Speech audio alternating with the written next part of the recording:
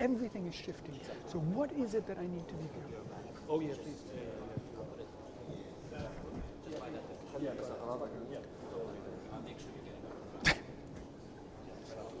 Yeah.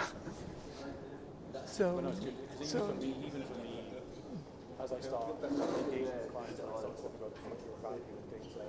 Hi. How are you? Good. How about nice you? to see you. Nice. and I think once again it's not an either or proposition.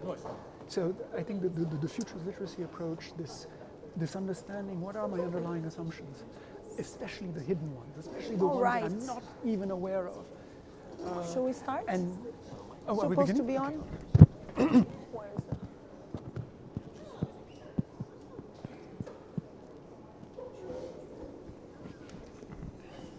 Yeah. Hello.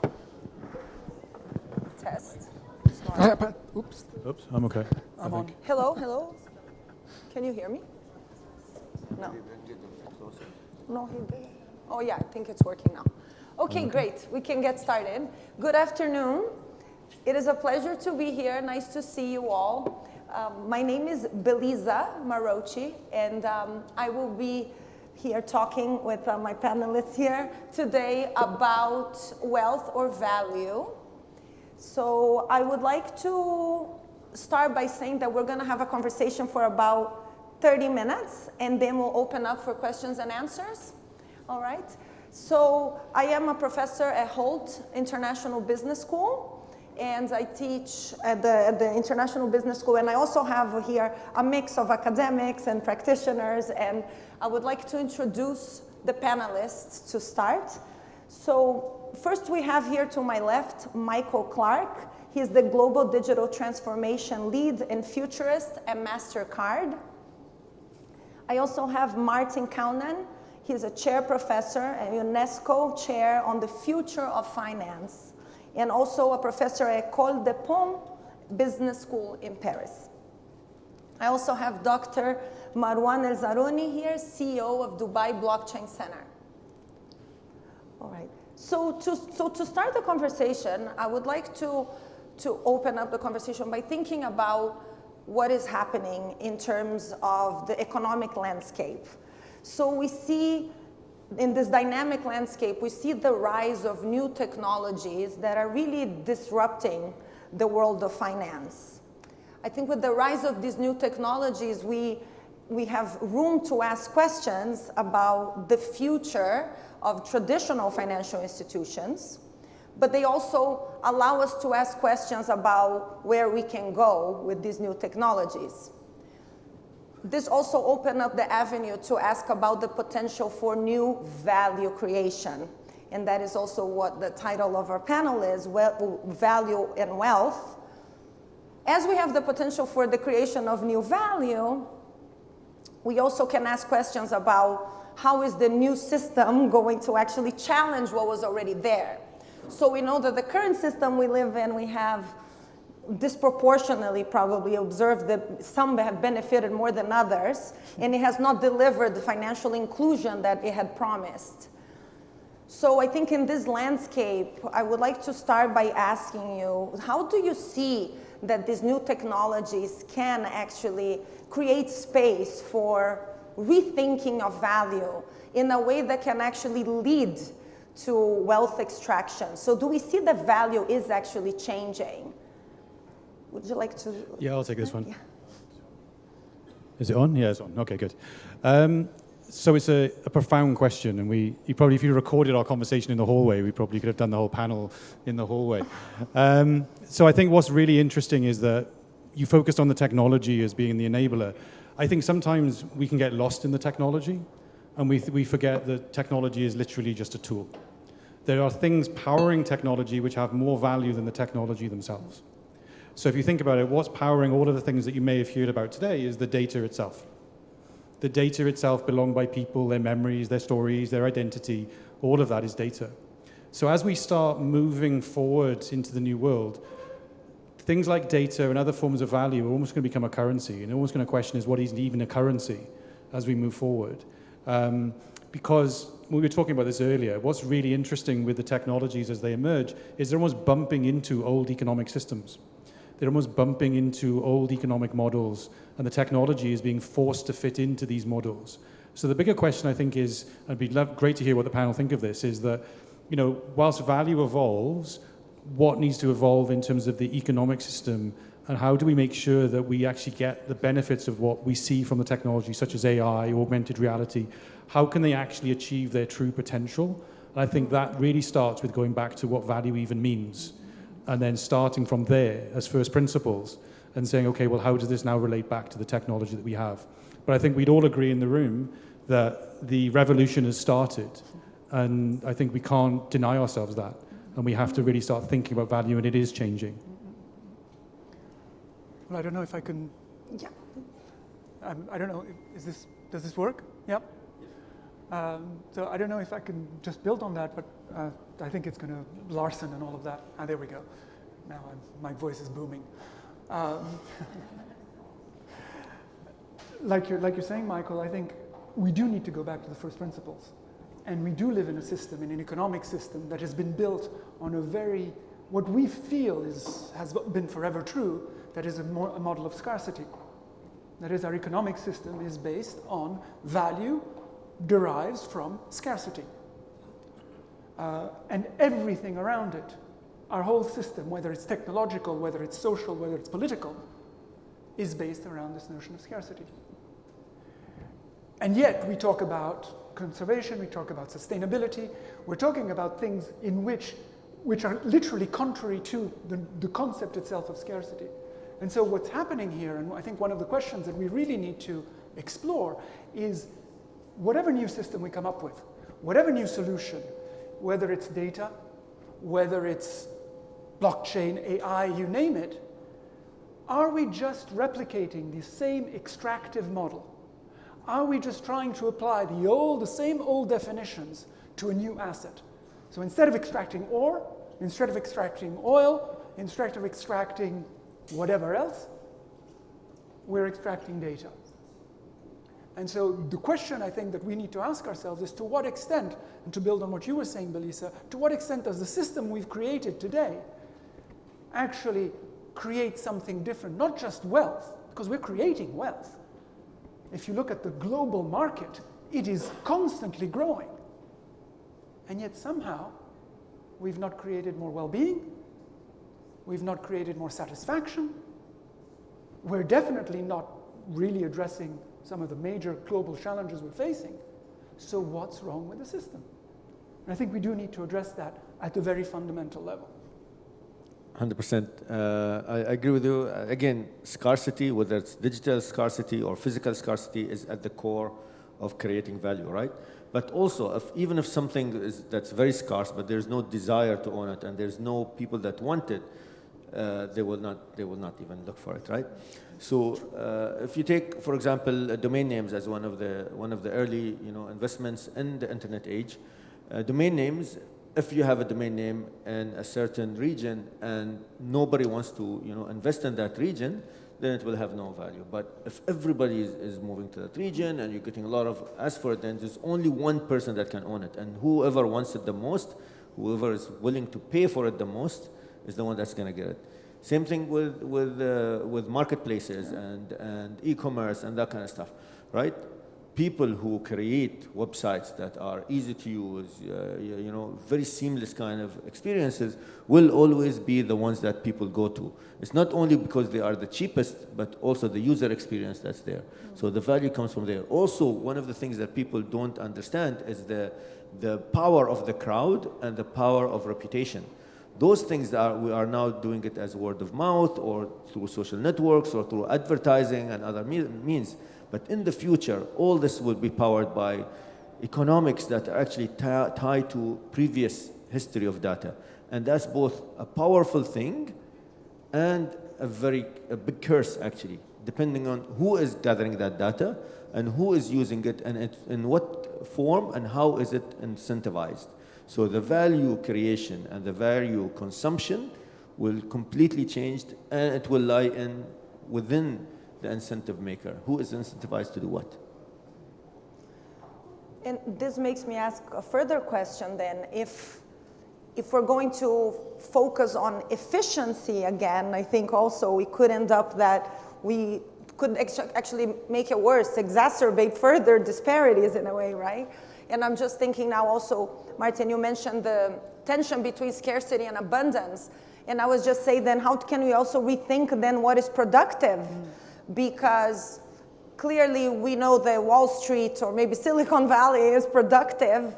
We're used to thinking about that, but maybe teachers wouldn't find themselves as that productive, for example, right? Or we wouldn't attribute value to certain professions or the value of a hug, for example, right? I'm just thinking here in a different way. So how do we really adapt so we create new possibilities to move forward so we don't actually exacerbate the disparities and inequalities that are already there? So what opportunities do we have to take this the right way, really? Are you looking at me? I'm looking at you. Just wondering. I mean, this is a huge question. It seems to me, though, that it starts by asking questions. Rather than looking for answers, it really starts by asking questions and understanding what are the underlying assumptions that we consider unassailable. You know, we often think of things as obvious. Obvious doesn't mean that it's obvious to everyone. It doesn't mean that they're true. It means that we don't question them. So questioning the obvious, I think, is that is very much the first step. And why are we in a system where, even though I think we would all agree, and it's not just because I'm a professor, teachers are important. Teachers are fundamentally important. In fact, arriving here in Dubai, I saw, plastered in a lot of different places, education is the key to solving climate change. And yet, teachers are undervalued. That is not what brings economic value to a society. What brings economic value to a society is the financial sector. And yet, the financial sector reinvests 15% approximately of their revenue in the productive economy. Where does the other 85% go? That's, I think, that is the question of abundance. There is abundance out there. We just don't have, we don't even see it. Our assumptions are so, our minds are so to speak, closed, that we don't even see it to a certain extent. And how do we change that? I don't have the answer, but I do believe that it starts with a question. So just to build on it, I agree. I think it also starts with regulation as well. So I think if we've looked at the past, regulators are constantly years behind. I think you made a statement of 20, 30 years behind technology in terms of regulators. Now, if we talk abundance, there is value in the air every single day and every second. Because every single person in this room created 1.7 megabits of data every second they've been sat here. So that means all of you create 4 gig of data every day. Now that may not mean an awful lot to you, but that's 733,000 digital photographs per person every day. So we have abundance, we're just looking in the wrong place. Because actually the abundance has always been here, it's called our data. It's our memories, our stories, our value. Half the machines that we talk about today at this event for the next 2 days are all powered by data, every single one of them. AI doesn't exist without data, nor does the metaverse, anything that we use today. So the question is, when we move into a new world of value, do we need to reframe our sources of value? So you use reputation, which I think is a great example, right? If I go on Roblox today, I've got a stepdaughter who spends 8 hours a day in Roblox. I'm sure we're all in that situation. There's a person on there that sells pixel art that no one knows who they are, all on reputation. They've sold 180 pieces. No one knows them. I do, because I know their dad. It's a 10-year-old girl. So we don't know who this person is, but we're buying on reputation and value. So I think 2 things are important here. I think the regulator now has to be on the front foot and driving the changes in terms of what we know to be value. And I think the second thing is we need to reframe what our sources of value actually are. Because as we're moving into a world where the next generation view value very differently to us, they're in a sharing and a collaborative mindset, which means that we also have to reframe the assets that we're thinking about. So I think it's possible. I think some of the things that you mentioned, I think, are absolutely part of the equation. But I also think the regulator and looking at value very differently plays a big part. Yeah. I want to add one more thing here. Now, concentration of power again. With great power comes great responsibility, right? The classic Spider-Man phrase. But it's so true right now with data. Like we're in the verge, if not already there, in a lot of places where we're creating super apps where all the data lies within certain number of organizations or big tech companies and likewise.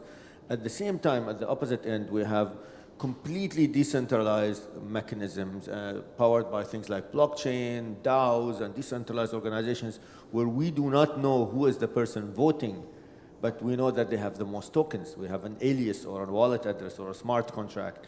All these things are at extreme ends. We need to find the middle ground where we can move forward by creating both a good value, but also having good governance at the same time, and aligned incentives. So this is the magic formula, and this is not the answer, but I think this is the way forward, not in one extreme or the other.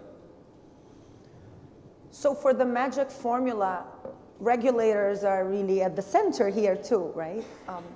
So if we build on that, I'm thinking also the current economic system we have and the current legal frameworks are quite deep and they're very durable, right? So how do we move forward to make sure that also the legal frameworks are adapting to this new idea of value so we don't end up replicating again?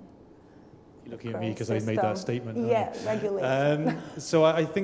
So look, when we've looked at regulators in the past, we've blamed them for not keeping up. But the reality is they can't do it on their own. It takes huge collaboration between the people who understand the technology to the people that need to govern it. And it also means policies have to be adaptable. If you look at some of the policies that were written, look how long it took Google to get a driverless car on the road. Because they weren't challenging the driver's license. The fact is the driver's license said, I need a driver and a car. And they went, well, no, there's no driver. And that took years to change that regulation. So as we move forward, we need things that are more adaptable, but we also need our regulators to take a risk and be innovative. There are examples around the world where open data and even data ownership is becoming a real thing. So we need our regulators to be brave and make those decisions in a controlled way, but not on their own. It's going to take massive collaboration. There's people on this panel that are from industry, from the educational sector, even from innovation, and many people in this room. I think we all have a part to play as individuals, as collectives, to all work together and collaborate, which means the regulator gets the job done with adaptable policies, but not on their own. It has to be a collaboration. So one of the things we're doing for the metaverse, actually, we have an advisory board. We have a government guideline for the public sector, as well as we have thought leaders within the governments who are taking the initiative to create their own projects, create their own, kind of value creation in the metaverse. So what we realized very quickly is that one of the biggest values for creating metaverse is actually in the industrial sector. What we thought was gaming initially, and this is the first to market kind of thing. And you have to understand, not always the first to market is the most value. But the first to market is where you actually learn the most. I'll give another example. NVIDIA cards, for example, they were created for gaming to create better graphics. But guess the number one use case for them right now? It's AI and powering the compute for most of the AI kind of hyperscaler platforms.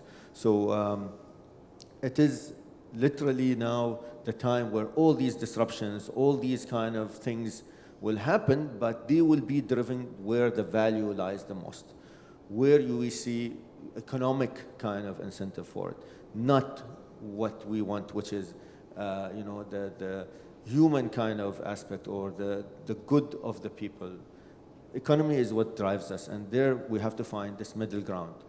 Do we do things that are really good for the human beings in general, for our progress as humanity, or do we really worry about the economic incentives? I think we need to realign our value creation kind of incentives rather than just dismiss the economic aspect. We have to work with it.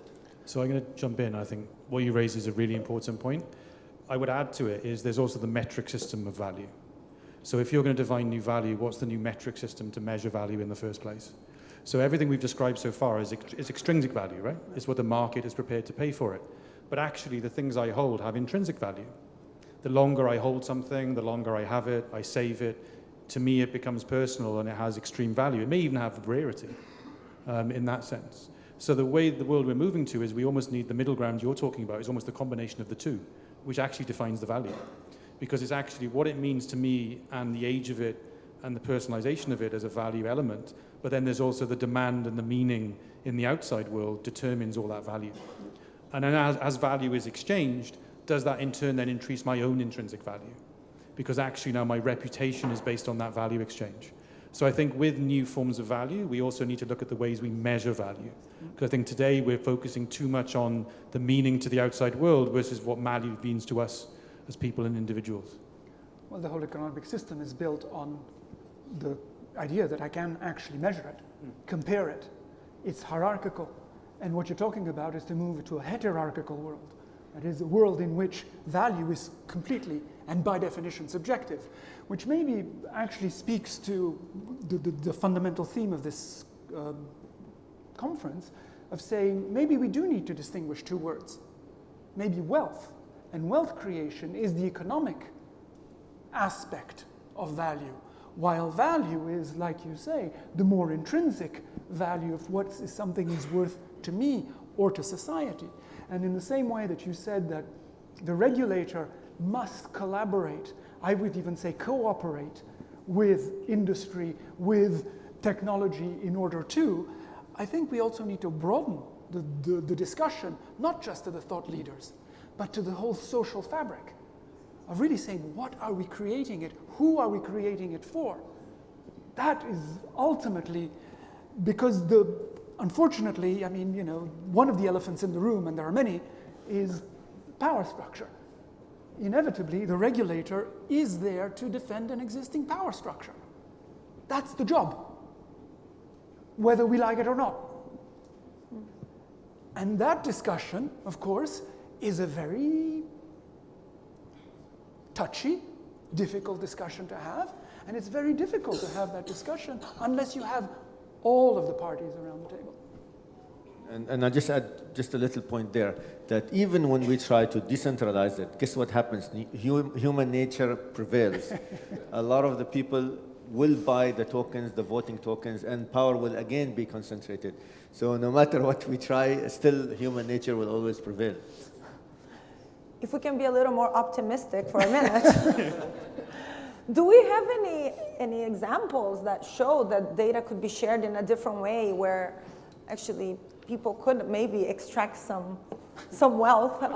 Do we have any positive So examples? there's a few, right? So I think what's interesting in the Web3 world, we're already starting to see this concept of a data union, where people, like-minded people, are coming together and sharing data in pools, and it's sold on a smart contract on an exchange, and then is sold for value. So value is being returned to the owners of that data. I think the biggest shift was Brazil a few weeks ago, where they actually launched a data monetization policy where many people now will be able to monetize their data. So it's almost like setting a yardstick for the rest of the world to watch and go, well, hang on, now value is being put back into the hands of people. What do we now do, right? What becomes possible? But I think there's data wallets emerging, there's all sorts of technologies emerging, even things like data savings products, right? All of these things are becoming a real thing. And because of that, these are now becoming reference points. Even the cities of the future, you could look at Saudi Arabia with NEOM, looking at how they start leveraging data and how they start using it to geofence the city, to help people navigate it. So there are examples from the regulatory side, from the commercial side, where there are real life use cases. And that's the important thing. This is how it moves from conversations like this into industry, is real life use cases that people can touch and see. And I think that is starting to happen around the world. Even, institutions are starting questioning, should we be focusing on different assets? So I think it's not even, you could probably speak to some here in the region as well, some of the things that you've done. This isn't now something for a textbook.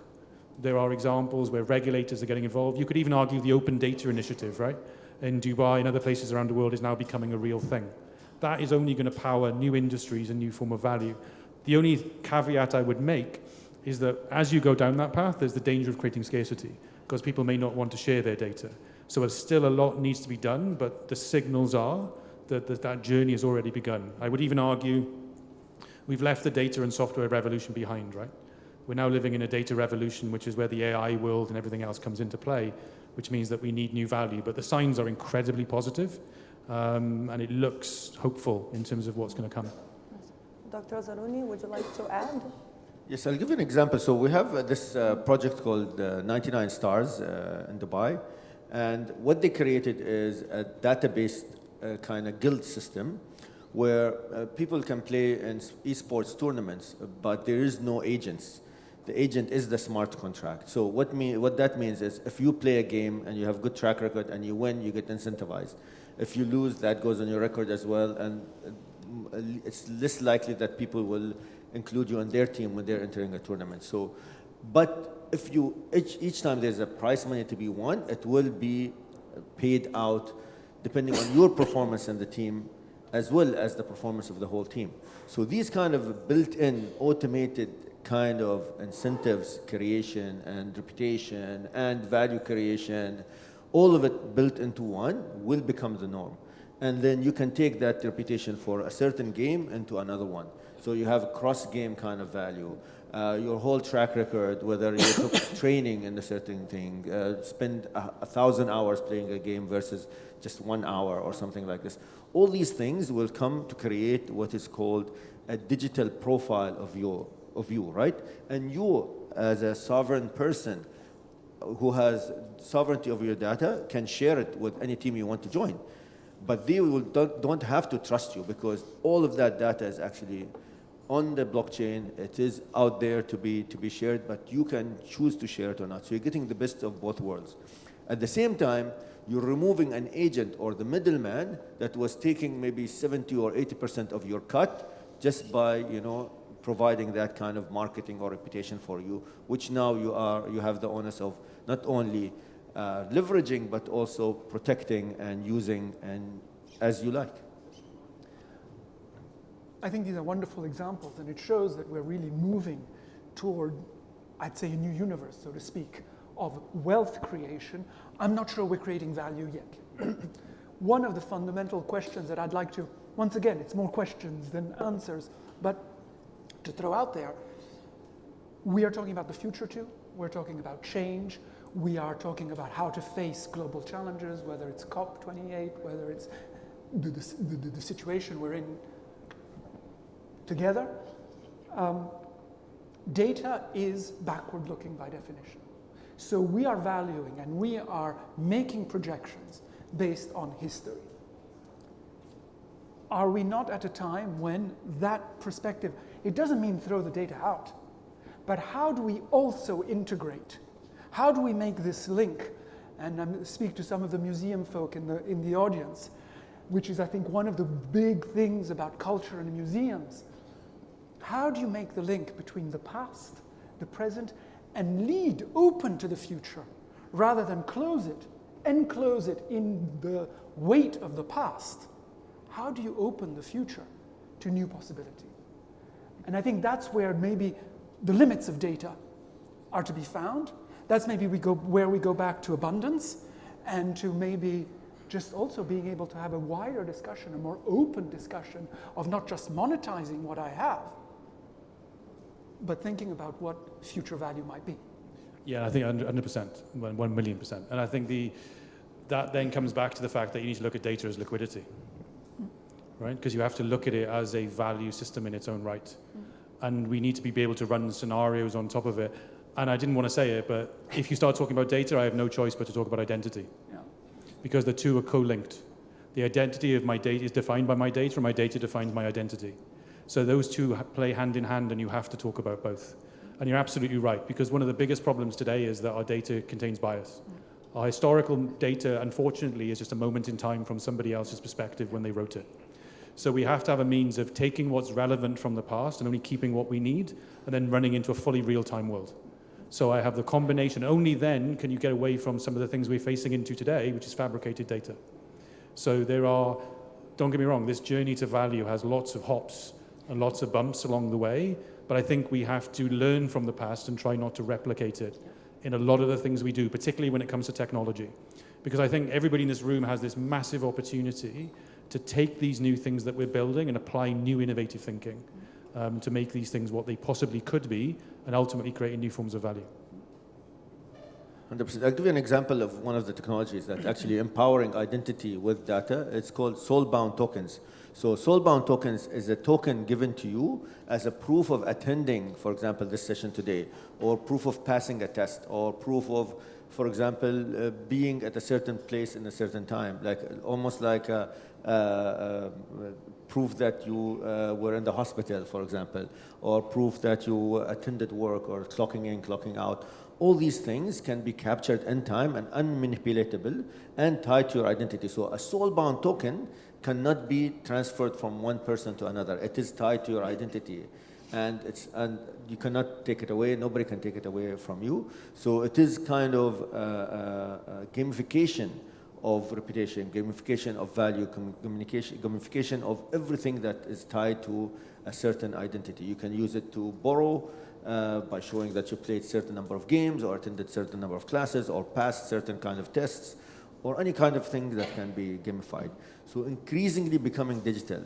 But we come at another risk right now. There's a lot of things that happens off-chain, or not in the digital world. You might help people in other ways. You might create classes that you did not, create any kind of soul-bound token or any other digital means of collecting this. This is all lost. So it will create a society that is not only incentivized by logging everything digitally, but is driven, economically driven to it, which is a dangerous thing. So instead of helping a kid, you will ask, okay, can you give me your wallet address? Can you prove that I just taught you the class, or something like this? It becomes ill-incentivized. Like you say, we are so much more. Data is our identity, and yet we're so much more. We cannot be reduced, I hope, to our data. So how does that human value, what's the value of a hug? We were talking about that earlier.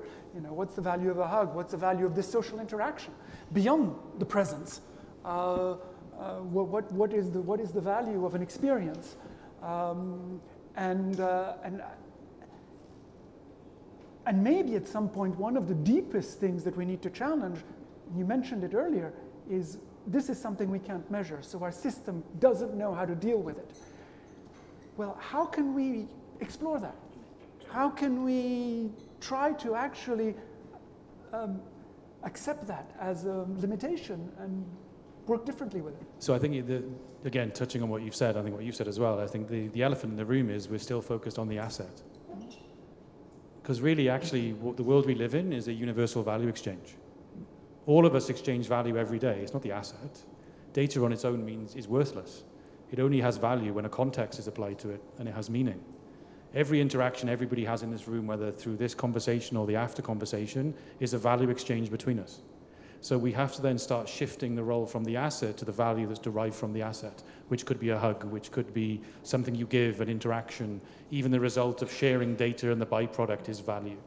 So it's almost, we need to look at not beyond the asset then. What are you getting from the asset that is the value? Yeah. Because actually that's what we're talking about, is the exchange of the value that's derived, that we give, that makes us who we are. What can we do to collaborate, to move this forward?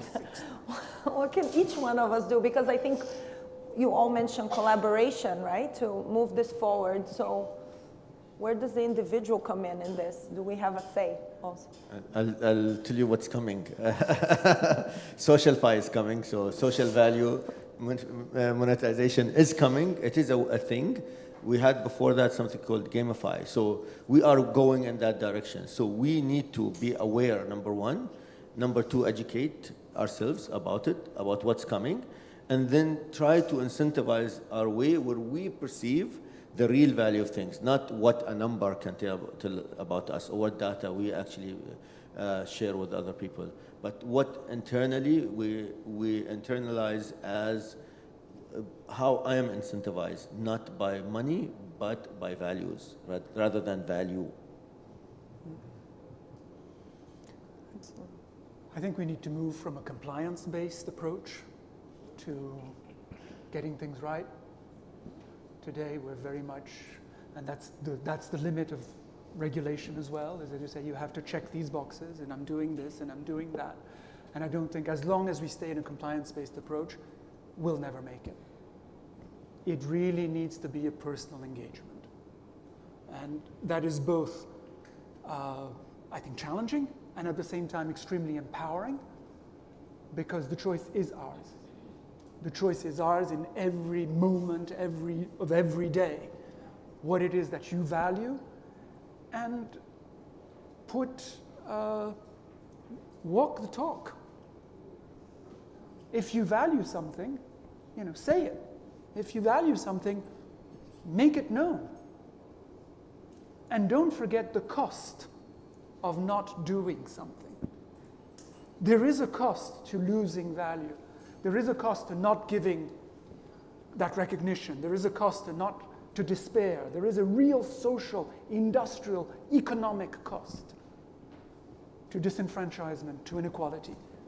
So I would say, let's all make a personal engagement to act on that moral imperative, so to speak. Excellent. I would like to open the floor for questions. Thank you. You have a question over there?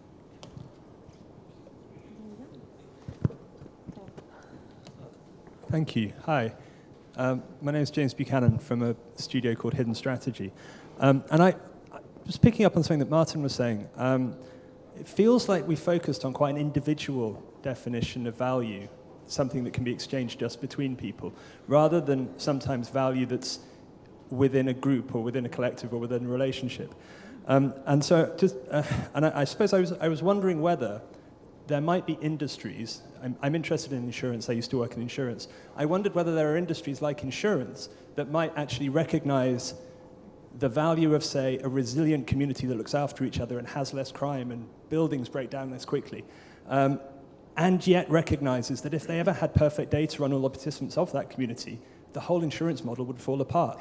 So I wondered whether there was some sort of argument for kind of collective value and potentially an argument for insurance firms investing in supporting shared value like that they can't quite recognize. Does that make sense? Maybe connected a few. I don't mind. Absolutely perfect sense. Because there's also examples where you maybe have people in a community where they share their data maybe to improve the security in a community, or they may even use it to get better utilities for everyone. Or even something really simple as they're all going on holiday, right? And they're going to use all their data to better plan their holiday.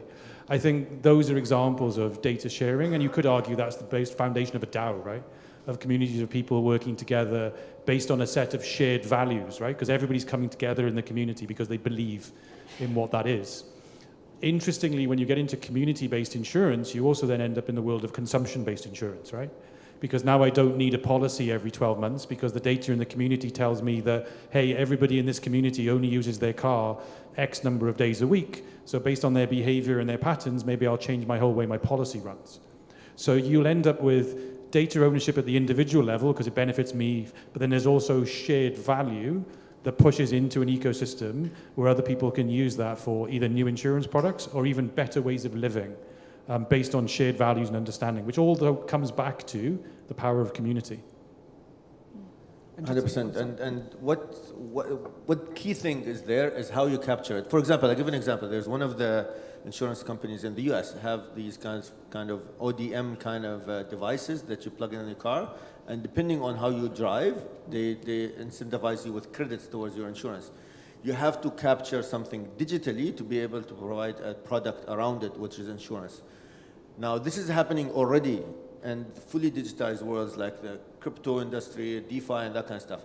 DeFi loans look at your track record as a wallet, as a smart contract, as a payment rates, all these kind of things to give you better offers. Liquidity markets as well, our liquidity pools, prediction markets, a lot of other products come on top of this, including DeFi insurance, including insurance for NFTs, depending on the previous sales numbers and things like that, where you can get a loan on an actual virtual asset.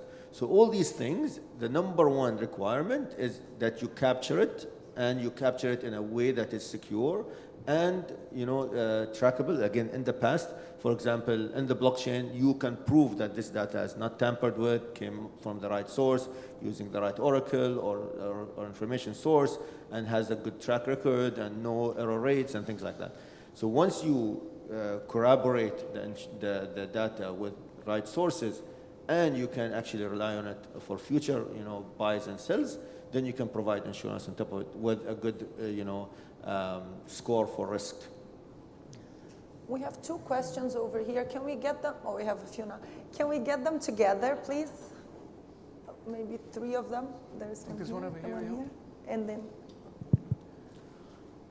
Thank you so much for the important insights. My name is Hatem Aznak, and my question is around the connection or the intersection between climate change with the wealth and also values. And my question, what kind of discourse we need to circulate to the next generations if they need to take care about the values or to take care of the wealth that maybe can create the values, and sometimes it's not the case.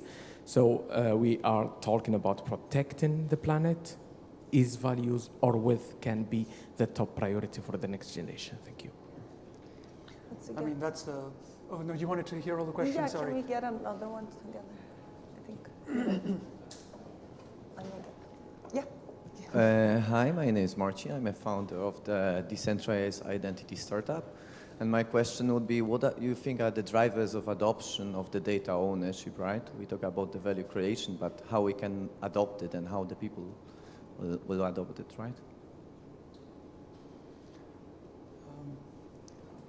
There's a question in the back over there. You, Then we might have to stop, otherwise. yeah, I think after this one. It's a bunch of questions right now at the same time. So I have 2. I'm not sure you're allowed. My name is Andrea, right? First one, we've seen central banks changing completely now. Central banks are issuing instant payment methods. It's a big shift. When a central bank is not a regulator anymore and is now operating, it will pose a lot of change in the market. So I would like to hear from you guys. How do you see this, right? And my second question is, what is data, right? What is data? The very meaning of the essence of the word is data is a gift, right? So how do you guys see what is data? Okay. Thank you. Oh boy. Well, maybe I'll start over here, and then maybe you can talk to some of the other points as well. You can make it short because we're I'll concerned keep with it, time. Yes, please. yeah, keep it super short, which is impossible in this with the question you asked, but still. I think we need to sit with the complexity. There is no easy answer. We cannot tell the future generations do this or do that. Let's trust that they are smart enough, maybe smarter than we are, to deal with the complexity. To say it's not black and white, it's not cut and dry, it's not either the financials, you conserve the wealth and invest in the future. We know that if we do just that, it's not going to work. At the same time, if we throw all the wealth out and forget, it doesn't work. So let's learn, all of us, to sit in that gray zone, to sit with the uncertainty, to learn. Do a little bit more learning and a little less educating. I don't know if that answers the question. It's very philosophical. But given the amount of time. So you've given me like a really short time to say what is data ownership and what is data. Great. just tee me right up. So That's data, a book, by the way. I am writing a book on this very topic, by the way. That wasn't an intended plug. So I think data ownership, let's start there. So how do people get aware of it? So part of the role is the regulator to educate. So as markets like Brazil and others, particularly like open banking, right? You have to educate people what this actually means. But more importantly, what's the value of their data and what's their rights? You could argue GDPR has done a reasonable job of that in Europe, but I wouldn't say it's gone as far as it could have done or should have done. Because let's be frank, how many people in the room put their data into Facebook to see what they look like when they're 60 years old, right? We don't value what comes later, because actually that's just the means to get the data to create the value. So I think there's a huge educational story that has to be played back to people to say, look, actually this is what your data is worth. It's almost like as they sign up to these data wallets, they get told, hey, do you know what? This is all the relationships with your data and this is what it's worth. And actually, do you know what? This is what you've been giving away for like the last 12 months or even the last 3 years of your life. So I think it's that education and awareness and the awareness of value and probably a transition plan, right? Because nobody's going to give all their data up in 24 hours. In some cases, they may not. You may just take a cut of the value that they use from your data. But I think there will be that shift. And it'll be an education will be a starting point. What is data? My God. It's a good job I know you. Right, so we'll start there. So, oh my God, you're going to get me into so much trouble. So in some respects, data on its own is worthless. It's meaningless. We've had this conversation many times. In some respects, it's meaning. It's consciousness. It is effectively the basis of an interaction. It holds nothing unless it has meaning. So in essence, when we're sharing value, we're also sharing meaning. So on its own, data is absolutely worthless. It's just a piece of description. Unless you apply a meaning to it in a context, does it become valuable? So you could even argue it's no different to consciousness in a philosophical way. When we start talking about value exchanges, then data becomes valuable because now it has meaning, it has a context, and it has a usage. It's only then does it become something useful. On its own, you could even compare it to your conscious. Which actually also speaks to the word you used, brings it back to the very foundation of economics, which was the gift. Sacred economics, this notion of actually the origin of exchange was the gift, which I'm glad you brought that up as a basis. I know we have more questions, but I would like to invite you to continue the conversation during the break. I think our time is up. I would like to thank the panel. Thank you so much, Michael, and Dr. AlZarouni for the conversation. Thank you. Thank you very much. Thank